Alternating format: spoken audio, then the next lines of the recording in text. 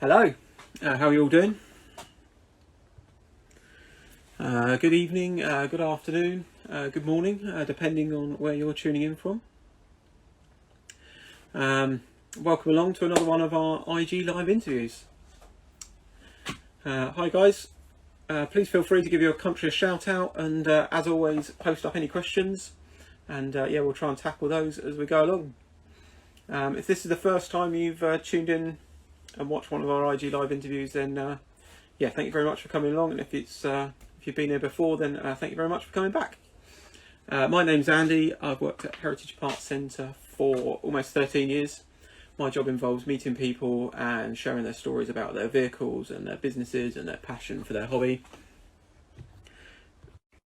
Yeah, I guess today he's a figurehead of the water-cooled VW community, having edited the world-famous Peformance VW magazine for over 20 years.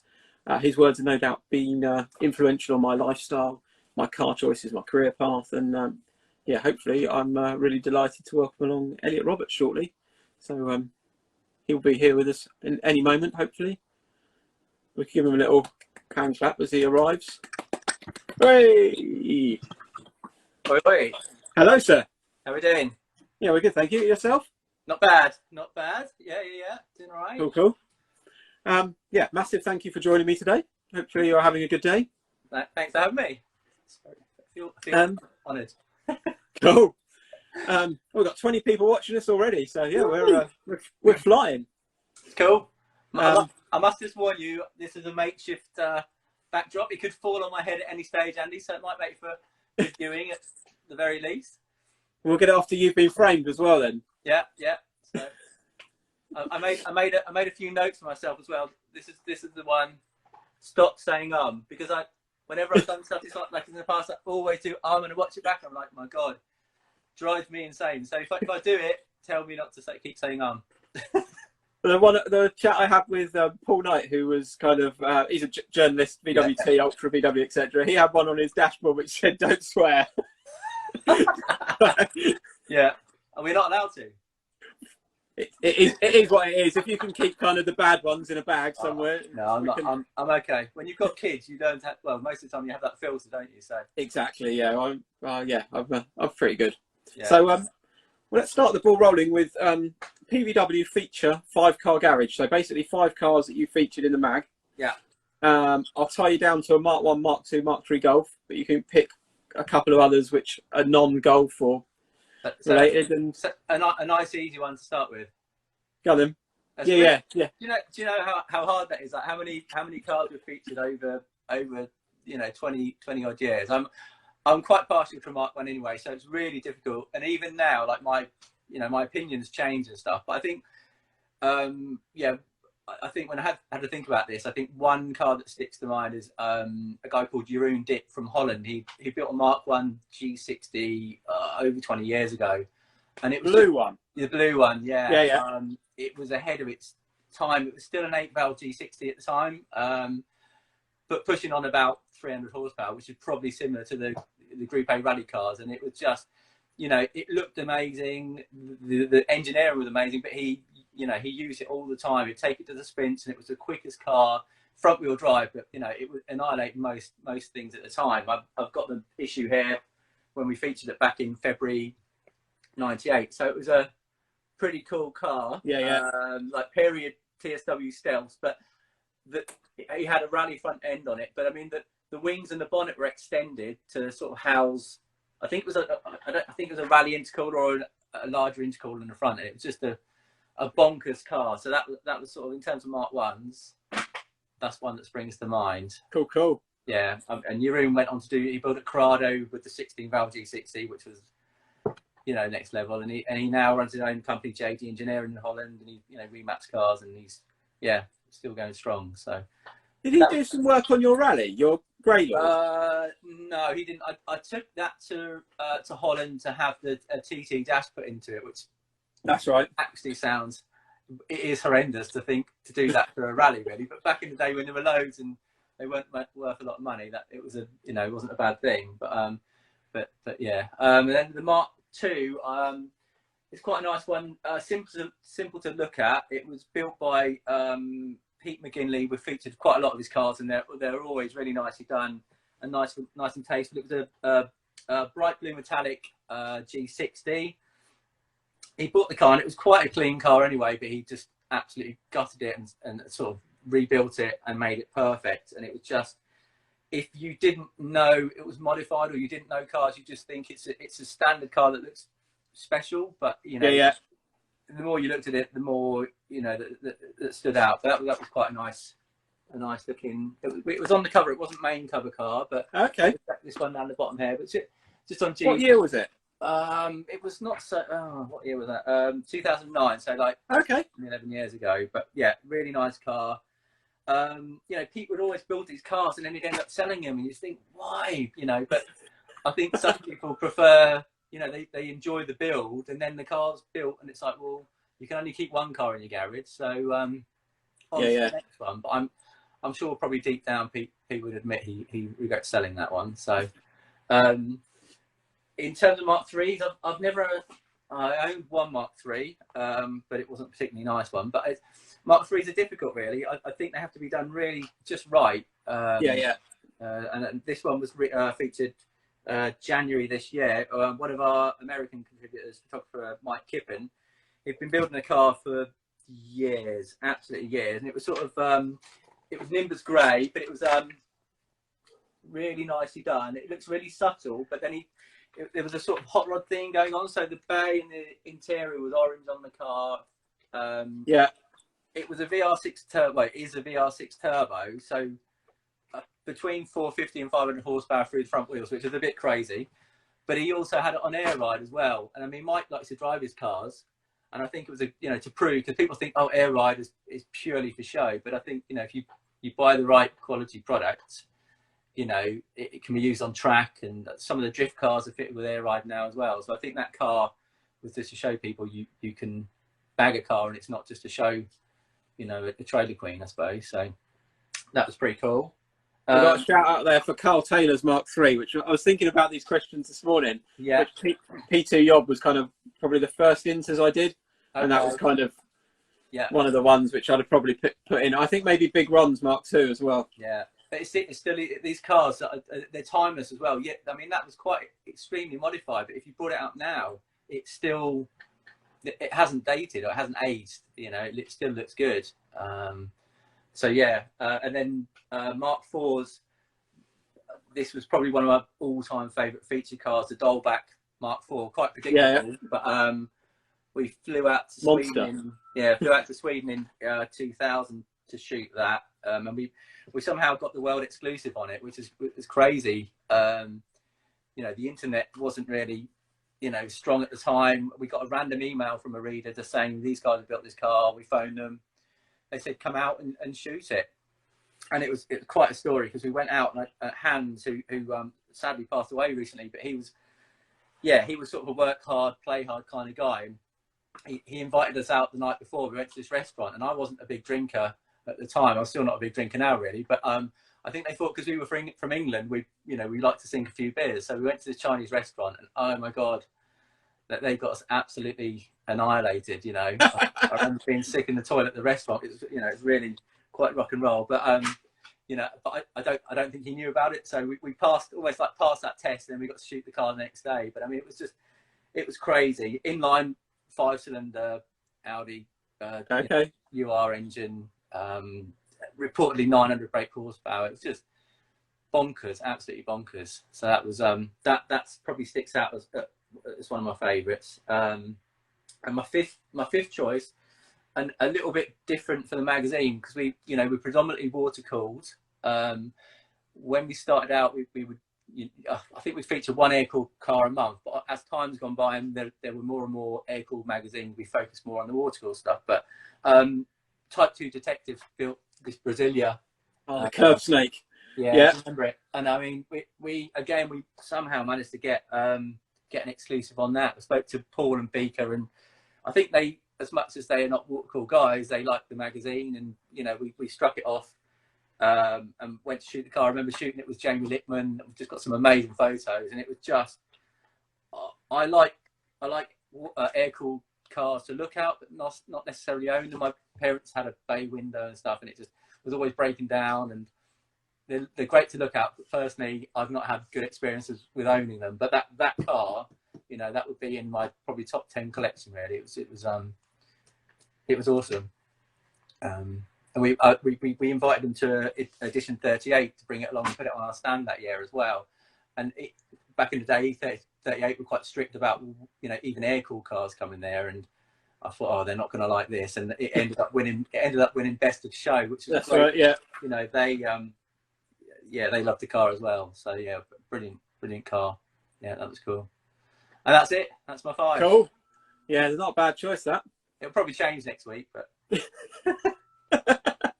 you know. I always love to hear the stories that have kind of led to someone's success. So yeah, what did you want to do as a career when you were a kid?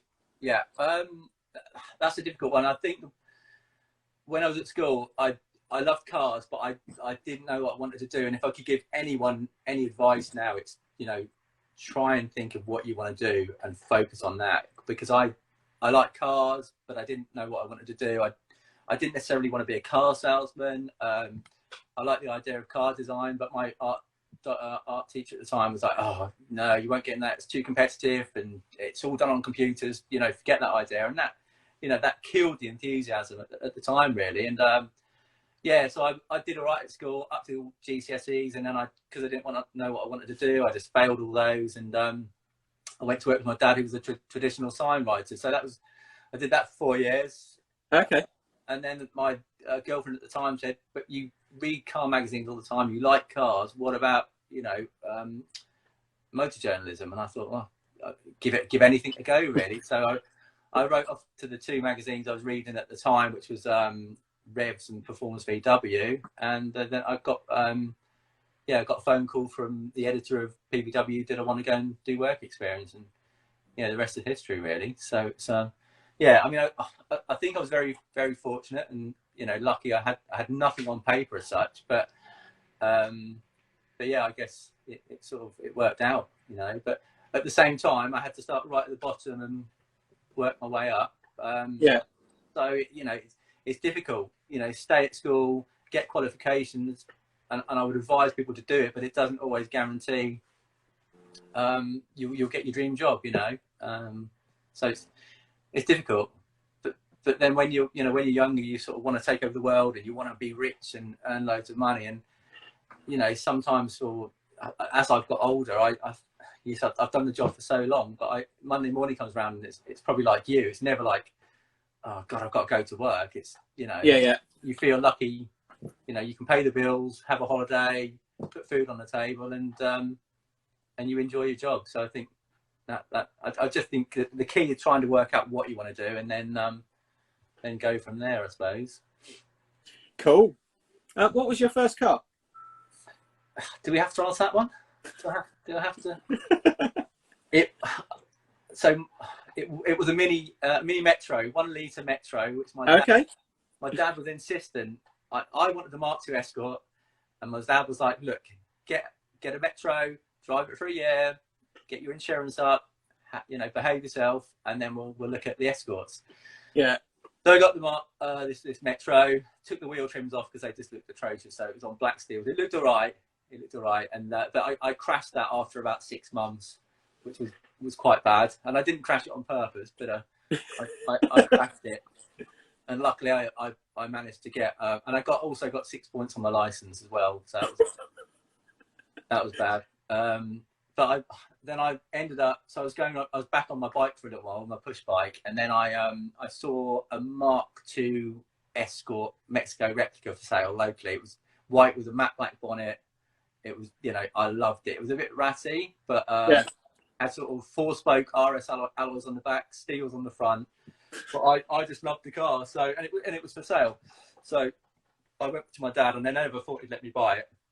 And he said, well, you can buy the car, but it had this sort of racy engine in it, like a tuned cross flow on twin 40s. And he's like, well, you won't get insured on it. So we can buy the car, but we'll put a 1300 in it, and we'll put the engine in the corner. And if you behave yourself, you know, the engine can go back in the car at a later date. So I struck that deal, and he made me take the engine out. I never even drove it with this you know, the racy engine in. Yeah. Yeah, it made me take it out, and then it never did end up back in the car, unfortunately. But so that's another story. But yeah, so I love my classic Fords, and it was only till a friend of mine got a Mark 1 GTI, and I went out with him on the test drive in it, and it was just, the Mark 2s were fun, but the Mark 1 was just the next level, really. It was just so quick and effortless. And yeah, I remember we looked at each other and was like, it didn't feel like we should legally be doing this. It was just so quick.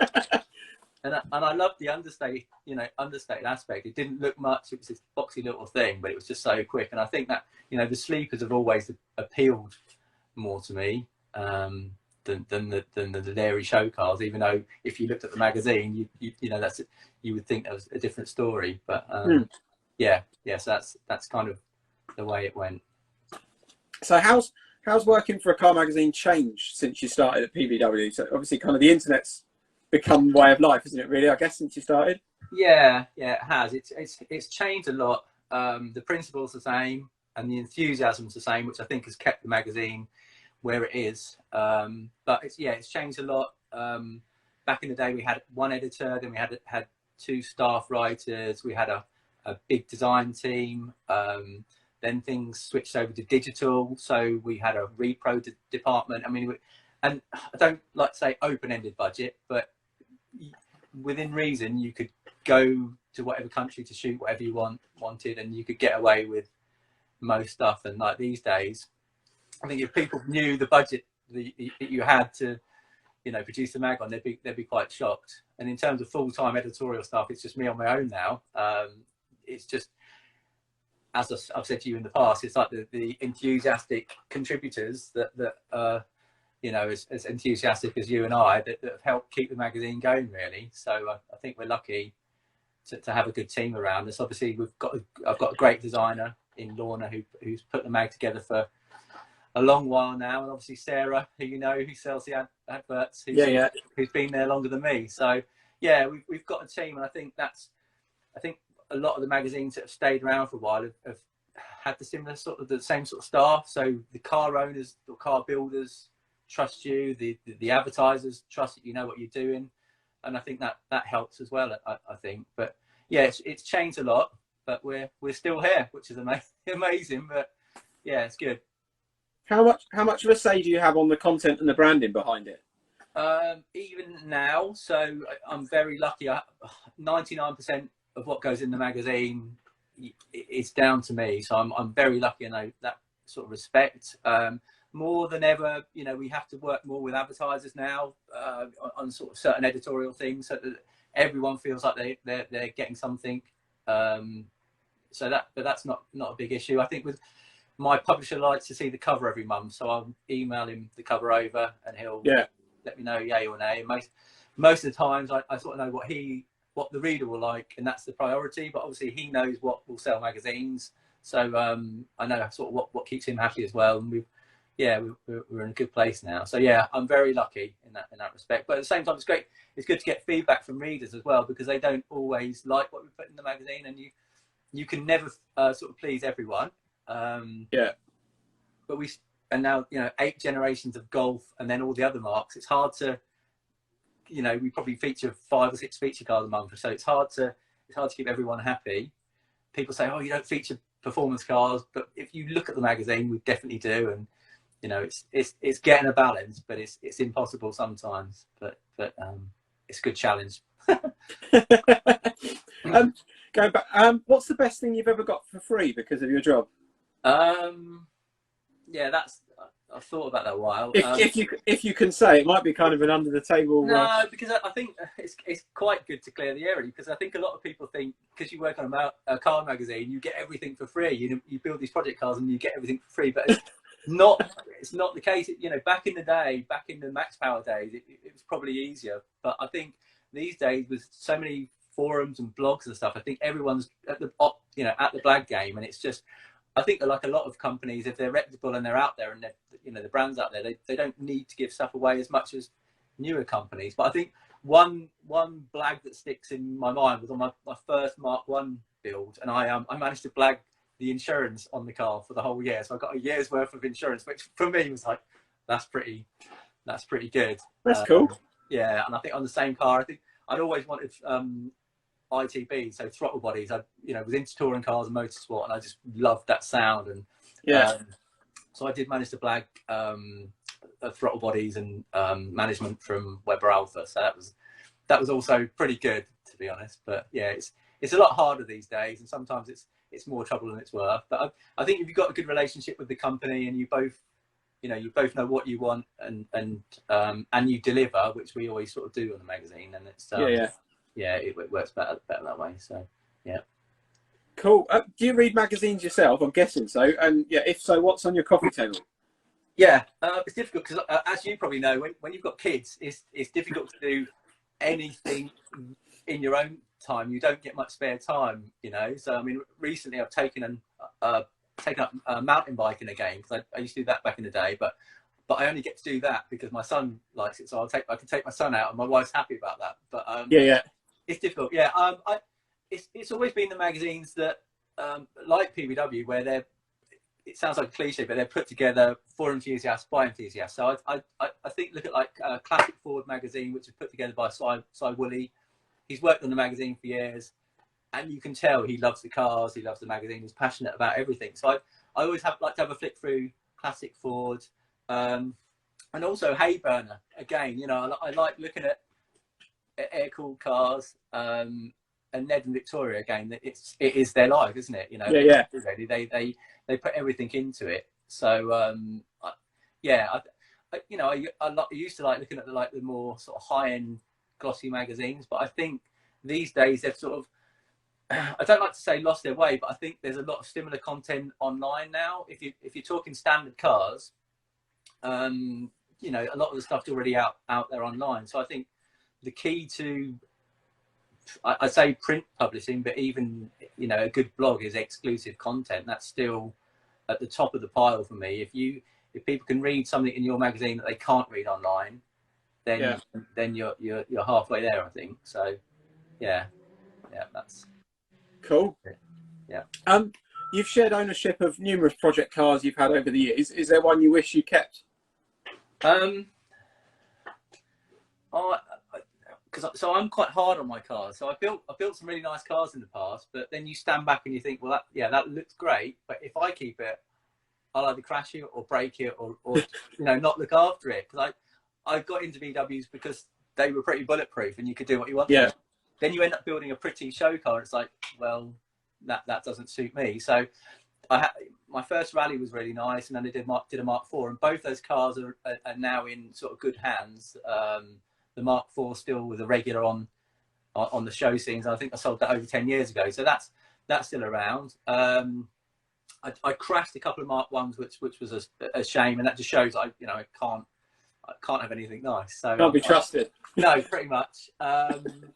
I've got one of the most fun cars I've ever had, and people see the magazine and they always think checkbook cars and big buck cars and stuff, but one of the most fun cars that I look back with fond memories is that, I don't know if you ever remember it, but we had this gold Santana, like five-cylinder Santana. Yes, yeah. You co-owned it with someone, didn't you? Is that right? Yeah, with a friend. I bought it off a friend, Matt Glassett, and I think we paid £150 for the car, and it was a lovely car. And we took it straight to my friend's golf course that he worked at, put it on the ramp. I shouldn't really say this, and don't try this at home, kids, but we chopped the springs on it. I had some banded 13-inch steel wheels. We put those on it, just an upswept tailpipe, dropped it down, and it just looked awesome. And it had a straight 5-cylinder engine in it, so it sounded quite nice. And we just drove that around for ages. But it was, and that was great fun. So it was a bit too low. We ended up smashing the gearbox out on cat's eyes, believe it or not. And that's the car effectively, we wrote the car off because we grounded the gearbox out on cat's eyes. So, but then I think the car that I'm still glad I own, and I've had for about 10 years now, is my latest rally, the current rally. Yeah. And I think the only reason I still have that is because it's not here at home. It's been passed around from body shop to workshop. So that sort of suits me. It's not too fast, but you can't go fast these days anyway. It's extremely rare, but it's got to the point now where if I do get it back, you know, you almost daren't drive it because, you know, front bumpers, you know how much they probably, you know, pass hands for. It's got a little bit silly. So and I think if it does come back and the wife realizes how much it is, it'll be like, can we sell that because we need the bathroom doing, or we need this thing? So I'm keeping it out of the way for as long as I can. And yeah. So that's going back to stock, isn't it? I think originally you were going to modify it, is that right? And then had a change of heart. Yeah. So yeah, I've had it over 10 years, and I wanted a near standard looking rally with I planned to do an R32 turbo with full Haldex. So I bought the engine, I've got the turbo, diffs, I've got quite a bit of stuff, and I wanted about 600, just over 600 horsepower in a standard looking car, but on, you know, turnkey reliable. So it kind of F1 power in a daily driven. That was the plan. Yeah. And if you'd have told me back in the day, yeah, you'll change your mind. I was so stuck on that idea that nothing was going to change my mind, except for it went to the body shop for so long. It's been to a couple of body shops. The first body shop, they moved premises 3 times. So I should have known then it probably wasn't going to get done there. So, so over the 10 years, obviously the price of standard rallies have just gone, or any rallies has gone through the roof. And I think the sad thing with rallies, they were awesome to look at back in the day, but standard, they were very soft in the corners and down on power. So, and when you were looking at them like for sale for under £5,000, people would just buy them, put a VR6 turbo in them or 1.8T, and, you know, muck about with the bodywork and not, you know, not care about them. So there are so few standard ones now. People are spending a small fortune putting them back to stock, as you probably well know. You probably get inquiries. Have you got any rally bits?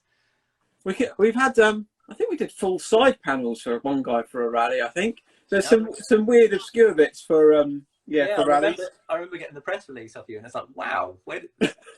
So VW still had those, did they? They did it. Yeah, I imagine they probably all got those sort of things when we had that new old stock stuff. We'd get kind of 5 of something, and it would go fairly. We'd put it out on edition 38 back in the day, and kind of that afternoon you'd have sold them all pretty much. But but no, it's like, I still say to this day it's a keeper. It's been painted. The G60's sitting back in there. I've got the supercharger downstairs under the stairs, ready to go up to Jabbersport to be rebuilt. And then I keep saying I'll get it back in the summer, run it for the summer, and see how we get on. But I don't have a garage, Andy, so I need to find someone locally who will let me put it in their garage for a small fee, really, and then it'll probably be all right. But let's see what happens. You need to butter up Rob at Supercar Detailing, didn't you? Oh, I couldn't afford anything. Any of Rob's message. He's too good at what he does, though. So, but yeah, I couldn't afford that. Car cover from Halfords, it is then. Yeah, exactly. What about you? Because you're a Porsche owner now, aren't you? Is that street parked or garage? That's it's outside at the moment. It fits in my garage just, but I have to park it diagonally, and it takes about 5 attempts. It's a bit sort of Austin Powers, really, to get in on the right angle. Yeah. I built the garage before I bought the 944, so the garage would be acres of room for my Mark 1 Polo. Yeah. But that's in a barn, so I should swap them around, really. But the Porsche. Fortunately, I didn't buy a really good one, so I'm not kind of so precious that I don't mind leaving it out. I did that once with a Porsche. You had a 928, didn't you? Yeah, that was terrible idea. I think I paid under £3,000 for it. But I'd always wanted one. But literally the engine seized in about the first 48 hours, and it just cost a fortune. I mean, I loved it, but that's the whole thing with stuff like that. You know, it's not just buying them; it's the running costs, or if anything goes wrong, it can go. But then the 944 is a little bit more sensible, isn't it? It's sort of not. It's kind of. I think it's a kind of reasonable Mark II Golf GTI sort of entry price. Yeah. So you're kind of level pegging on there. You've probably got to spend a little bit more on servicing. Yeah, but it's the same build quality as Mark II, though, isn't it? You know, everything's like over-engineered, isn't it? Really? Yeah. I've got an E36, which I purely got by accident, and I've now had it 4 years, and it's so reliable. It's like, it's one of the best cars I've owned. I shouldn't really say that working on a VW magazine, but it's just, you know, it is like the Mark II. It just takes everything you throw at it, really. And Yeah. um, yeah. So yeah, aside from the magazine, you kind of a few years back, you kind of created a black brand which sort of exploded really, which was Wheel Horse. Can you tell us a bit about that? And my guess, and I don't know, is that it was started at 2 a.m. in the International Centre Hotel bar. Yeah, no, it wasn't anywhere near that exciting or exotic, unfortunately. No, it was, you know, it happened almost by accident. I've always been into my wheels. You know, obviously, I think the wheels and the stance makes a car. You know, you can turn any car, you can make it look pretty good if you lower it and put the right wheels on it. So I've always bought and sold wheels. They're just great to have around you. You know, if you're running low on money, you can sell a set of rear wheels and get the money. And my wife has realised this. She's fine. It's taken about 15 years, but she now understands that if you have a set of, you know, a few sets of wheels, you can sell them and get some funds in. So I was, you know, always buying and selling wheels, but just getting a bit fed up with eBay fees, and you know, it was long-winded to put them on there, and it cost a lot of money, and then you get people messing you about and stuff, and then later on, obviously, Facebook groups. Facebook is great, but there's so many groups, you don't know where to look or whatever. So I just thought, do you know what? I'm gonna start a forum. And I wasn't a massive forum person, but at the time, I wanted a classified section on a forum, a wheel-based forum or a wheel forum. So I thought we'll start a forum. And I just, you know, I was aware of the Wheel Horse term from going to America loads and whatnot. So it just seemed like a, you know, cool name that would stick with people. So we started a forum called wheelhorse.com -horse.com, and yeah, it just sort of took off really. The classified part was popular, but I sort of wasn't ready for the community that would form around it. I know that's sort of the norm on forums, but I wasn't expecting that. So yeah, we sort of made a lot of friends on there. A lot of friendships were made and stuff. We'd end up going to shows together, and and somebody said, "Oh, why not make some t-shirts?" And it just sort of, the brand blew up from there, really. So, and that was back in 2007, so quite a while back now. It sort of that started, and then obviously forums died down a little bit, and you know, things quietened up with the brand, I suppose. It was everywhere at one stage, and although it can be, you know, a brilliant thing, but it can also be a negative thing. I can remember walking around Edition 38 one year, and like every car had a pink Wheel Horse sticker on it, and I was like, what have I done? You know, like, talk about creating a monster. So yeah, it was sort of, I don't know, I won't say it's a victim of its own success, because it's still there in the background. And we're currently working on like a mobile classified standalone platform that we're hoping to bring back, probably for wheels, maybe modified cars as well, because there's not a lot around if you want to sell your modified car unless you go on a Facebook group. But so yeah, maybe modified cars, parts, and wheels. So yeah, it's still there, but it's been a bit of fun, a bit of extra money, but you know, it's been fun more than anything. It always puts a smile on people's faces, although when the wife has to explain to like someone, she's got to pay a bill or something, and they say, "What company are you from?" and she never likes that. But yeah, it's all good. Cool. So yeah, a few years back, kind of everything sort of changed for you, really stopped. And at the time, we had Dave Kennedy's Mark II VR6 in the Heritage Workshop. I think we were having almost daily calls about what was still wrong with it. And one day he was like, kind of mentioned you'd been taken ill. Yeah. Do you mind kind of telling us all about it?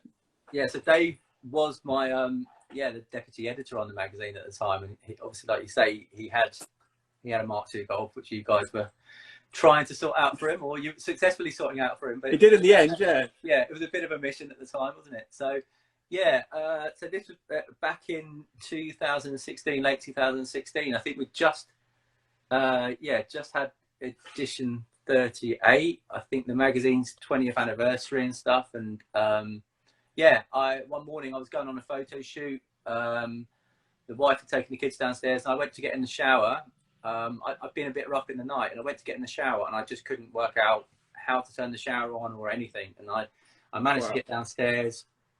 I phoned Dave because I was going on a photo shoot, and there was no way I was going to be able to make it. So I phoned him to say, Dave, can you go? You're going to have to go on this photo shoot. But I said, he thought I'd been drinking or I'd been on a bender, because he said I sounded absolutely hammered. But it turns out, basically, it was the start of a stroke. So out of nowhere, I had this stroke. It probably wasn't a conventional stroke, but at the worst point when I was in hospital, I literally could not speak or anything. So it was horrendous. So, I remember that sort of laying there knowing what I wanted to say, but couldn't even get the words out. And you're thinking, my job is sort of dependent on my brain functioning and putting words together and stuff. Yeah.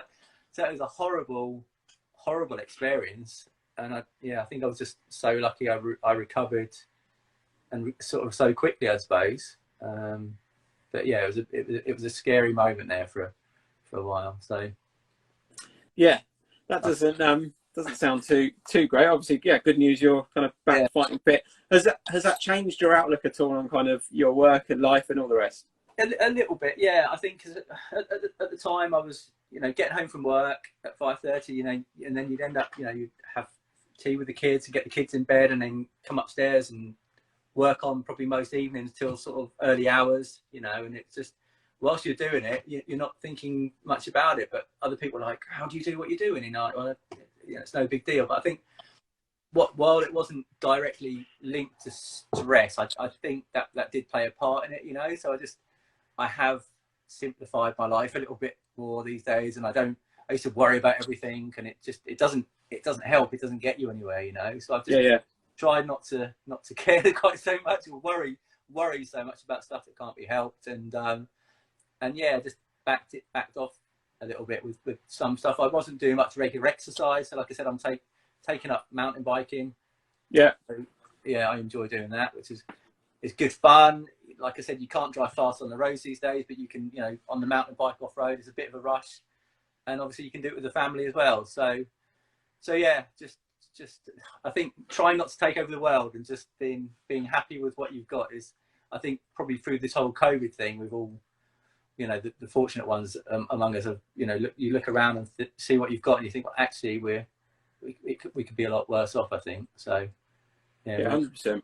Yeah, definitely. So I guess on a more sort of hypothetical lighter note, if you had the time and financial resources, what new magazine would you create for the world to read? It doesn't have to be car related, and you haven't got to be editor of it if you don't want.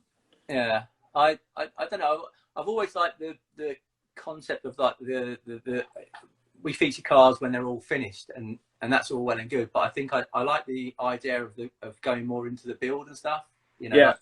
And there's a few websites out there, about the following the build threads, basically following the build thread through. So a magazine based more about what people are working on, and probably a couple of shots of the finished product, rather than just this is glossy and a story about it.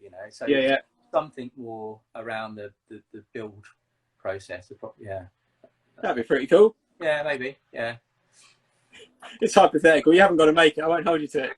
But I only really know cars. Outside of cars, like, I don't really know what to do. But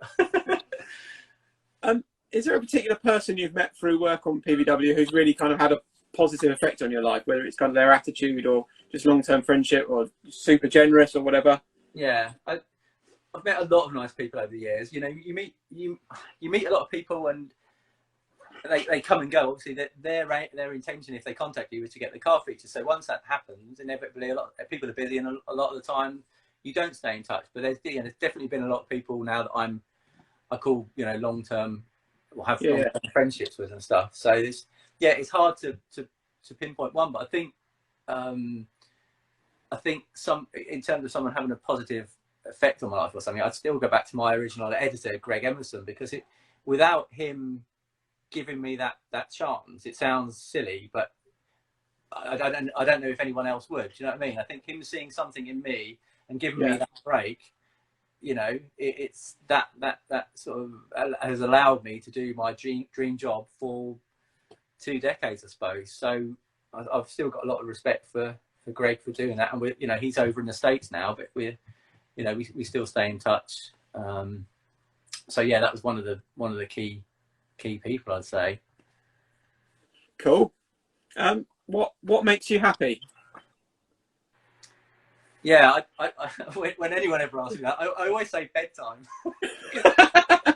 You just, you go to bed and no one can get you. It's a safe, it's your safe place to get older. The kids are in bed and everything's all right in the world. But I don't know. I think obviously spending time with the family, as much as when you've got a couple of young kids, they can drive you crazy Yeah. at times. But when when everything's right and you're out and about, we go out on the bikes a lot, and sometimes that's really nice. I like the mountain biking. I was so into that back in the 90s, and it's so funny coming out of being so into something and then leaving the scene for like 15, 20 years, and then you're going back into it, and so much has changed. The technology in a push bike, it's still a push bike, or but obviously you've got electric bikes now. But it's I sometimes look at people in the car scene, and I think, oh God, I wish it'd be nice to step away for a little while and then have a break and come back. But obviously when it's your job and your hobby, it's very difficult to do that. So it's been nice to do that with the mountain biking scene. And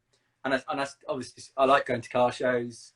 And like I said to you recently, the VW shows are really nice, obviously, but so many people there, you end up talking to people so much, you don't get to walk around and see the cars. So Yeah. I sometimes like the non-VW, shows as well, because people don't know you, and you can go there just as a regular punter and enjoy the event, I guess. So and I think that's a common misconception a lot of people have when they speak to me. They think because you work on a VW specialist magazine, you're a total VW freak. And although I probably know most about VWs, I like cars in general. There's a lot of cars out there and scenes and stuff that I like. So going to Goodwood Festival of Speed with my son is just brilliant day out. Although it's got almost too commercial now, it's it's so massive. But even the Brighton Speed Trials, which is obviously quite local to you, I don't know if you've been before, but I mean that I've missed it every year for whatever reason. I've been doing stuff and missed it. It's just one of those things. But it's 20 minutes down the road. It does. It clashes with Edition 38 a lot, and that's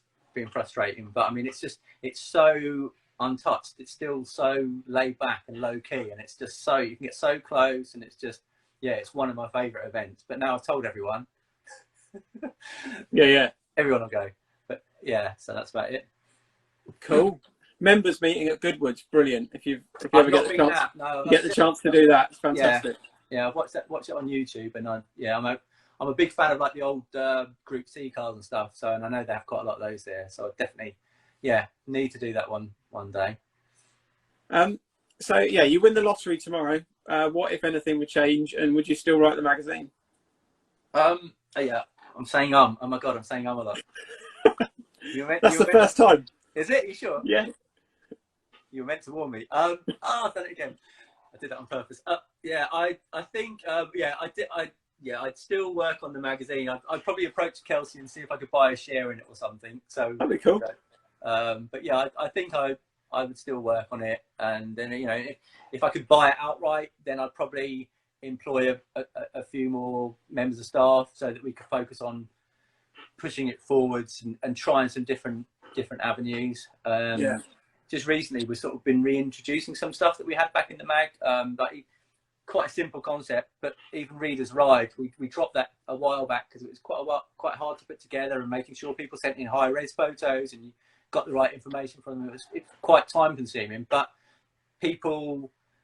you forget when you work on a magazine that people, even a small snippet of their car in the magazine means so much to people. Yeah. And even if it's a show report or whatever. And I think as much as we feature nice cars, it's important to remember you've got a lot of readers out there that have got not average cars, but daily driven cars and cars built on a budget. And so we brought Readers' Rides back, and we've been talking recently as well that I don't know if you remember, we used to do the group thrashes at Bruntingthorpe. So And again, it's not rocket science, but sometimes the simple stuff, pitching 10 cars against each other against the clock, people used to go wild over that. So again, stuff like that takes a bit to put together, but I think if we could do that, then I think that would be a welcome addition to the mag again. So that'd be cool. Have you considered doing kind of YouTube or podcast stuff? Yeah, again, that Kelsey, so the publishing house that I work for, they now own a string of motoring titles, one of which is Fast Car, which has obviously been around even longer than PVW. So they're they're now using that as their performance sort of title. The other Okay. magazines fall under, if you like. So they're pushing the Fast Car YouTube channel and doing a lot of interviews and stuff on there. I've done a few things on there recently. So currently, that's the way Kelsey are pushing that side of things. But I think, you know, doing the live Instagram things, a great idea. Obviously, you did Jamie Orr quite recently, and I know he's a contributor to the magazine. Yeah. He does a lot of that, and I think it's, yeah, I think more and more people are into that type of thing. Like we were saying, keeping things a little bit raw and stripped back. I always think, why does anyone want to interview me, and why does anyone want to know about what I do? But obviously, people were fond of the magazine, and they want to know. I think that's what I liked about Revs back in the day. There was a lot of stuff about the team that worked on the magazine and what went behind the scenes. You go on a photo shoot and you take it for granted, but sometimes you go on a shoot and the people there are like, oh wow, you know, I didn't appreciate what goes on behind the scenes and stuff. So yeah, I think, yeah, that's it really.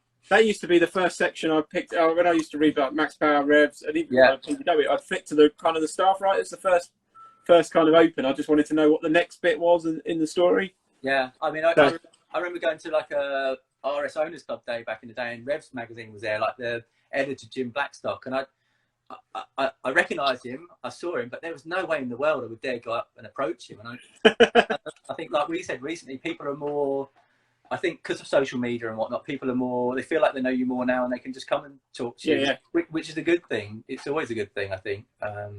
So yeah, I think the more you do of this, the more I don't know, it's nice to let people know what goes on behind the scenes, I suppose. Definitely. Let's we'll wrap it up with another hypothetical question, which is, if you could build a dream event season, taking in the best shows you've ever been to and throw them all into one year, and skip the fact that there's probably oceans in the way in a global pandemic, what's the 5 you're going to go to? And kind of most importantly, maybe, what's the car you're going to drive to them? Oh, Christ. Didn't know you were going to ask that. I don't know. It's difficult and probably predictable, but I think I would think about, if somebody hadn't been to any VW shows, then what are the best ones to sort of show what the scene's all about? So Ultimate Dubs is always a really nice season starter, you know, or opener, should we say? So yeah, it's a good one. It's nice. It's indoors, so you know, rain or shine, it's great. It's a great show. So, and it's always also a good show because the cars are in on the Saturday, cleaned, and then you can forget about them. So people get to catch up in the evenings, and I think that's what I've always liked about the scene. No matter where you go in the world, if people are into water cooled VWs, then they're usually you've got stuff in common, you know. It's nice to have a show. You go and then you come home. But if you can have a bit of banter in the evening and a couple of cheeky shandies, then that's good. So yeah, Ultimate Dubs. Another one of my favourite shows, which is officially no more, I think, in the States, was H2O International, which was held in Ocean City on the East Coast. And again, the show was a victim of his own success. It was just so popular, it took over this whole seaside resort. And it was fantastic for a long, long while. But then more people from outside of the VW scene would come along with their cars, and it just sort of, it would annoy the people who lived in the town. And yeah, so I think the show maybe still goes on now, but a bit unofficially. But it's not what it is. But in its heyday, it was incredible. So I think that would have to be in there. MIVW in Holland, so Men in Volkswagen show. That's a proper show, organised by enthusiasts, you know, and people come from all over Europe to that show. It's held, or it has been in the past, predominantly on a vast airfield, and it's just massive, absolutely massive. The weather is normally always great, and just it's great to get people from different countries together to share ideas, and yeah, it's a really good show. Obviously predictable, but worth a see. It's like no other show you've ever been to. If you're into Volkswagens or not, if you like cars, even if you don't like cars, so you're thinking, oh, I'd like to take my wife, but she'll be bored. It's just, the setting is picture perfect. Scenery is beautiful, isn't it? Yeah, absolutely amazing. I mean, they say the road trip's good, but I've never had the time to do the road trip, so I've only ever flown out and flown back. But it's and it's always a question with worth to go, but before the show, you know, before the official show starts, because it's quite crazy. So sometimes the best cars go early. but I still, if you can do a crossover, then seeing the craziness is just, there's nothing quite like it. It's yeah, out of this world really. So that's got to be on the list. And then obviously Edition 38, you know, the guys have been running the show for sort of nearly 20 years, and that's always good. It's a 2-dayer, so people can camp over if they're brave. And there's obviously the party tent, which yeah, again is, yeah, it's good fun. But yeah, that's a good season closer. So they're sort of the 5 shows. But like I said, I like, there's non-VAG shows out there that I like. I quite like motorsport as well, which is, you know, yeah, there's always something like Classic Le Mans. I've been to Le Mans a few times, but I'd like to go to Classic Le Mans. That looks good. Yeah. And I've not been to Rallycross recently, and that's starting to look like it's really good again now. I think motorsport went a bit, I don't know, a bit dull for a while there, but they're livening things up again. So yeah, yeah, Rallycross has seemed to kind of had a bit of a re-injection, isn't it, with some kind of some faces and stuff, and it went a bit quiet after the 6R4s and stuff stopped. And yeah, but now it's bonkers. They've got some big names in there, and I think they promote it well. But it's exciting, and you know, I think there was the worst thing was Rallycross with it, you know, although the cars would won, because a lot of the time it was all about the start line. But now when they have the Joker lap, there's more of a chance of someone, you know, a little bit slower, and a battle going on. So I think that's helped as well. Someone's put DTM as excellent as well. I think DTM has always been excellent, and it's bonkers. That's yeah, awesome. So, yeah, is that it? Yeah, that's it. Yeah, we've been on for almost an hour, Elliot. Kind of just it's a bit flown by. Yeah, huge thank you very much for coming on and joining us. For people wanting to kind of look you up, at Elliott Roberts on Instagram, that's right. Yeah. And then for sort of work stuff, PVW_mag, isn't it, I think? Yeah, that's right. Yeah, or wheelhorse.com, or just wheelhorse is on Instagram as well. So yeah, might not work on your work computer, that one. That's right. Yeah, I'd just like to say thanks to all readers if they're watching now. Just, you know, thanks for the support. It's obviously been tough with print publishing over the years, and obviously with the whole COVID thing as well. It's really difficult. So it's great for the support. We still appreciate all the messages and emails, and yeah, I say we're very approachable. I'm very approachable. So any emails or feedback you've got, good or bad, yeah, it's always great to hear from you, really, to know you're still out there. So cool. If there's anyone out there who'd kind of be interested in chatting with myself or Steph, then yeah, drop us a DM and we can have a chat about getting you on. We'll be saving this to our IGTV, also getting it onto Facebook as well.